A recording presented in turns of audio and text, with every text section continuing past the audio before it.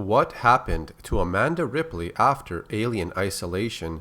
A lot of fans were requesting a sequel to this video game. We all wanted to see how the story continued with Amanda Ripley. Well, in fact, we did get a look into the rest of Amanda's story, but not in a video game. Alien Isolation takes place around the time Amanda is an adult. She took up work in a region where the Nostromo went missing, hoping she would get information on what happened to her mother, Ellen Ripley. But soon after, news does come up from someone named Samuels. A commercial vessel, the Anisadora, has recovered what they believe to be the flight recorder of the Nostromo. The unit was sent to Sevastopol station, which is a permanent free port facility. Samuels was going there with another company executive. Amanda was welcome to join them if she wanted. They don't know what information was in the unit, as the team that recovered it never reported about its contents. But this team did use the data for their own personal gain. The flight data was used in an attempt to find what was left of the Nostromo. Maybe they could salvage something. But this led them to LV-426. Henry Marlowe and two others entered the derelict ship once they found it. They found traces that someone else was already there before them. The team was so focused on staking a claim on their salvage. While Meeks and Foster would remain near the pilot's body, Marlowe would explore the ship a bit more. He would follow the signal to a room we never saw before. From here, he would disable the beacon, hoping nobody else would find it. Not long after, they would go down the same hole which was discovered by the Nostromo team in Alien. They come across the cargo bay of alien eggs. As one of them opens, it jumps onto Catherine Foster's face. Not knowing that she has a chest burster inside her, Marlowe transports her body to Sevastopol station in hopes of getting her medical aid. But later on, the alien emerges from Catherine's body. The alien would then hide and grow over time. It would attack more humans on the station. And this is where Amanda Ripley is going, to retrieve the flight recorder that was found by Marlowe and his team. By the end of the story, a large hive was discovered within Sevastopol station. The lead game developer, Gary Napper, said during an interview that there was in fact a queen alien on board the Sevastopol. She was laying all the eggs we found in the hive, but we were never meant to face off against the queen. She was kept hidden away to preserve the mystery and suspense for the player. The vast number of eggs is why we ended up seeing more than one alien at the end of the game. Marlowe would try to overload the fusion reactor of the Anisadora in hopes that it would destroy the ship, the station, and the Xenomorph. He was trying to prevent the company from getting their hands on a Xenomorph specimen. However, Ripley and Taylor had intervened, but the blast had destroyed the station's gravity stabilizers. The station would fall towards KG-348's atmosphere and burn along the way, only to crash and explode. During the ending, with no structure or ship to cling onto, Amanda floats through the dark emptiness of space. It seems that she might drift away, forgotten and lost. But just then, we see a searchlight appear over her helmet. Help has arrived, just in time. Her story would continue with the mobile game Alien Blackout. It was a game where you would guide survivors through certain paths, trying to avoid the alien and escape. A team aboard the USCSS Halden ship had picked her up in space. They were headed to the Mendel station, so they brought Amanda Ripley with them. She was pulled out of a bad situation and placed into hypersleep during the trip. But when she awoke, most of the crew aboard the Mendel station were already eliminated by the alien. Amanda believes this alien was born on the station, considering Weyland-Yutania's long history with wanting the alien for their bioweapons division. Alien Blackout says that the events from Alien Isolation ended in a different way. We did see the Sevastopol station burn up and explode on impact of the nearby planet, but it was listed as an accidental detonation while it was being decommissioned. This conflicts with what really happened in Alien Isolation, so this could be a cover-up by the company. One of the later missions also reveals that more than one alien could be present. Many alien specimens could have been secretly kept here until they broke out. During the ending, Amanda leaves a recorded message about the events on the Mendel station. The station is destroyed and its crew are deceased. Amanda and the survivors aboard the Halden ship are on a course to KOI-125.01. They would reach the manufacturing colony in 3 days. From there, Amanda has the intention of heading towards Earth. About 3 years later, Amanda Ripley's story is brought up in the comic books. This time it's expanded upon in the Aliens Resistance story. She eventually made her way back to Earth at some point, but is seen hiking in the mountains, possibly serving as a distraction to her bad memories. She is later reunited with her old friend Zula Hendricks. Amanda goes back with her and they share their stories with each other. Because of what happened to Amanda on the Sevastopol station, she now has trouble with small spaces. Zula was a character that was brought up in Aliens Defiance, a comic book story that took place between Alien and Aliens, the first 2 movies. There, she would meet Amanda Ripley, and the 2 of them would become friends before parting ways on their own mission.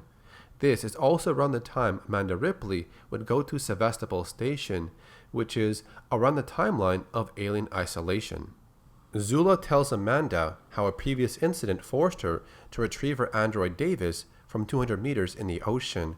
Because the damage his body suffered in that mission, Zula was only able to extract his neural chip. The company did manage to get their hands on an alien specimen in the end, even though the 2 of them tried to stop them. But for now, the company is trying to hide the truth about what happened. They lived this nightmare. They both lost people for this company, so it's up to them to finish the job. Amanda would sneak into a Weyland-Yutani building, and with the help of Davis, she's able to gather some intel, but not before some synthetics stop her. They question her about her ID. Her cover is blown. They know Amanda is using an earpiece to communicate with someone outside. But before she's taken away, Zula comes to her rescue by blowing up the side of the building, which opens an escape route for Amanda. As she jumps through the opening, one synthetic gets up and shoots her, but their bullets have been upgraded. As it grazes Amanda's skin, it starts to burn, like the Xenomorph blood. Before they go into hypersleep, they look over the data Davis had retrieved earlier. They now have the location of the weapons testing facility. When they awake from hypersleep, they arrive at the Weyland-Yutani Black Site. The celestial ship they used was the perfect choice for this mission. They flew alongside the Gasper colony ship as cover. Davis would then run a scan on the Gasper, but to his surprise, what should be 1,100 colonists show up as no life signs anywhere.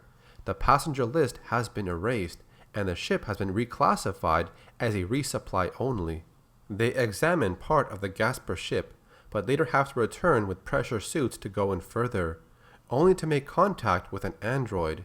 After they take it down with gunfire, they realize this one is upgraded. It could detect expelled nitrogen in minute concentrations. In other words, it could smell their breathing from a pretty far distance too. And just like any black site engaged in illegal genetic manipulation projects, the entire site is rigged with explosives, just in case they have to cover up their tracks. They encounter more androids and a gunfight occurs between them. Zula ends up drifting into space during the battle. Amanda would then leap towards her, hoping to catch her. The 2 of them start to fall towards the nearby planet. It's getting hot, Amanda says. Their only hope is to use the emergency Hex capsule. A crazy idea for sure, but it's the only chance they have. With no other option left, they tried, and it works. They survive the fall. After exploring the wreckage of the Gasper ship, Zula and Amanda arm themselves with better weapons. They would later make contact with the colonist Alec Brand, a colonist like many others, who was sent to the Black Site to be used as bait. As he is chased by xenomorphs, he is saved by Zula and Amanda, but continues to run from them. Shortly after, something strange appears. 2 beings stand over the bodies of the xenomorphs. The 2 girls fire upon them, assuming it's a new enemy, but they are bulletproof and don't respond in any way. Instead, the girls choose to leave and ask Davis about this later. During nightfall, Davis would contact the 2 of them through a microtransmitter within Zula's hair clip. He would relay a message through the celestial ship. With some research about the planet, he learned it has a thin upper atmosphere with a remarkably dense troposphere. It's hot and slow while the air is thick, which helped them survive their fall within their helix capsule. This also acts as an effective shroud against external probes. Captured humans are being sent to the planet and used as bait. This is a black site location that has bred generations of aliens in a rapid fashion. Each colonist is tagged for their location and retrieving data. Davis managed to connect himself to a set of explosives on the black site. All they need to do is collect a tag. This would have enough data to expose the company. Once they escape on the Celestial ship, Davis will detonate the bombs and destroy the site, making it unapproachable for generations. But they have to act fast, because his presence is known, and his connection to the bombs might be severed very soon. By using a heartbeat scanner, Zula and Amanda are able to track down Alec Brand. He puts up a fight not knowing who they are, but would later sit down and listen to their story. Alec would then agree to help them in their cause. Davis reaches out to them and says their extraction time has been changed. They need to escape right now.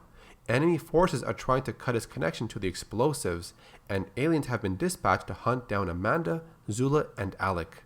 They reach the extraction point. While Zula and Amanda have to fight off the huge number of aliens, Alec Brand straps into a chair and prepares for liftoff. Davis then tells him there is no time. He needs to detonate the explosives and escape.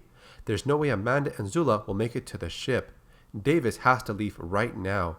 He tells Alec that the two people who saved him were Amanda Ripley and Zula Hendricks. As the nuclear bombs are set off, a huge blast is seen overlapping the landscape. It reaches out far enough to Zula and Amanda, and in their last moments, they embrace each other from within their hex capsule. Most of us would assume Amanda and Zula met their fate at the end of Aliens Resistance, but they both made a return in the story Aliens Rescue. We now see Alec Brand, the survivor from the previous story, who has grown up into an experienced soldier. He's called into a private meeting with Lena Bowden and shown two pictures. He puts names to who he sees, Amanda Ripley and Zula Hendricks. He only knew them for a short time, but he considered them heroes. Alec is offered to join a group of Colonial Marines for a deep space recon mission on Mars. He is willing to join under one condition. He wants to know the name of the moon that was destroyed. He is denied that information, but joins the team anyways. When he joins his new team, he learns that after the company dropped some nukes on Mars, it would become terraformed and served as a suitable training ground. But the warmer temperatures also caused some creatures to emerge from their subterranean lairs. About 3 months later, Miss Bowden meets up with Alec once again, but she confesses that she lied to him and shows him two pictures. Amanda and Zula, these pictures were taken 3 days ago. They are both still alive. They are now part of a big operation, and they need people. Even though Alec volunteers for the mission right away, Bowden tells him, "You were invited anyways." They asked for him specifically to join this mission. He would later arrive and dock with a USCM forward operating base. Its location is in classified space. Alec meets up with his new team and is greeted by Amanda Ripley and Zula Hendricks. Amanda gives Alec some intel on what's been going on since their disappearance. They kept their whereabouts a secret the whole time because the situation is bigger than they had thought. The moon had a unique biome present, a systematic bacterial presence with unique properties. It can eat radiation. Under normal circumstances, Amanda and Zula would not have survived the heat, radiation, carbon monoxide, and heavy metals, but this planet thrives under these conditions. This is how they both survived after the explosion. This bacteria could possibly bring life back to any dead planet infected with radiation, and Weyland-Yutani wants to claim the rights to this. If the military gets a hold of this, it could benefit the human race, but if Weyland-Yutani gets it, you can bet it would only be used when it benefits them. The reason this planet's location was classified is because the planet was 10 times the size of Earth. It had ideal conditions to sustain life. Its location was then excluded from public records, but Weyland-Yutani did show interest in the entire system, but saw more value in the moon as a genetic incubator. Alec is then shown something nearby while on the ship scouting the area. Aliens. They're back. But now they're on the planet and migrating somewhere north. Something is guiding them to go somewhere, but we don't know why. After they land, the team discusses what's been happening with the xenomorphs they've seen. They are all heading on a fixed track heading north. We also get to see a few more scenes when Amanda and Zula survived the explosion on the planet. Davis had come back for them, not expecting to find them alive, but he saved them and took care of them. He did acquire a new body with medical programming, but it was not going to last him for a long time. The team would later set up a campsite and rest for the night, but due to the incoming storm, it caused flooding in the lower areas of the valley, which caused the alien migration to change. They went to higher ground, right into their campsite. Things got really scary for Alec. He was on night watch, and with no time to wake up everyone, he had to remain silent and just watch. But when the aliens arrived, something unexpected happened. The aliens would pass right through the campsite, ignoring all the humans who were sleeping. Even when Alec made a noise, he caught the attention of one alien, but it only stared at him, then continued on with the migration path with the others.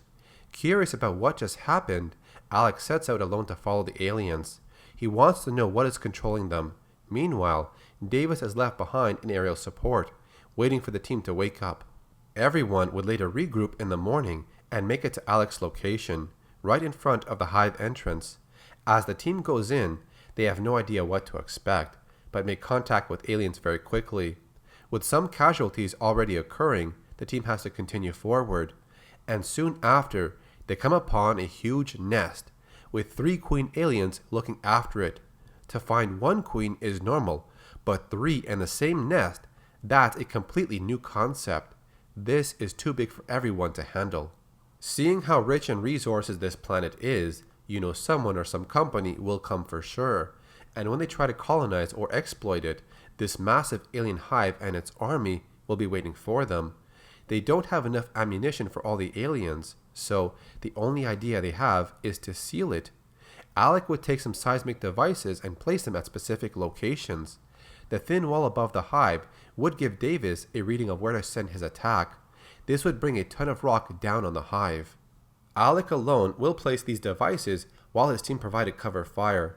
When Alec was done, he would then get surrounded by the 3 queen aliens, but in about 10 seconds, it would all come caving down upon him. With Davis still in the air, he gets the location of where to drop the J-dams. Direct hit, right above the hive area. Tons of rock come crashing down. As everything starts to cave in, the remaining Marines make it out. For what it was worth, they had to complete this mission. For all the lives lost, they had to bury the secret. Now, we can only hope that nobody will ever find this hive. During her final report, Lena Bowden listed that no material was found on the planet. They were given false intel and it led to nothing in the end. This, of course, was meant to cover up the presence of a hive, at least to them. The ending of the story shows Alec Brown surviving the incident. He contacts Davis and tells him, "Tell the others, I'm on my way out." Later in life, Amanda would marry and pick up the name McLaren. She was never reunited with her mother.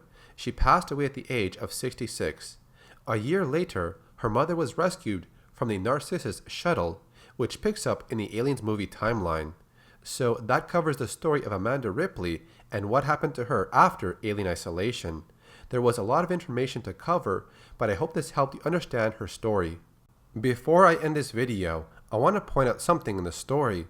In the second comic book, Aliens Rescue, the team would find a huge nest being controlled by 3 queen aliens. I found it very strange how 3 queens were allowed to rule one hive. In another comic book story called Aliens, Theory of Alien Propagation, it talks about the life cycle, hierarchy, and how the hive is formed. There are some things mentioned about how the aliens rely on a queen to control everything, but one section talks about what happens if multiple queens are born in the same area. They would fight amongst each other as soon as they are born, until only one of them proves to be the dominant one. So both stories seem to conflict with how many queens can rule a hive at a time. Do you think it makes sense for 3 queens to rule one hive for the sake of a new story? Or should they stick to just allowing 1 queen? Give me your answer in the comment section. If you want to see more videos like this, then subscribe to my channel and turn on notifications. If you enjoyed this video, then leave a like rating on it. Thanks for watching. My name is Carlos, or Acid Glow, and I'll see you in the next video. Added report. Personal message. This is For my daughter. Hi, Amanda. I'm recording this for you, my sweetheart, and I hope you get to hear it one day.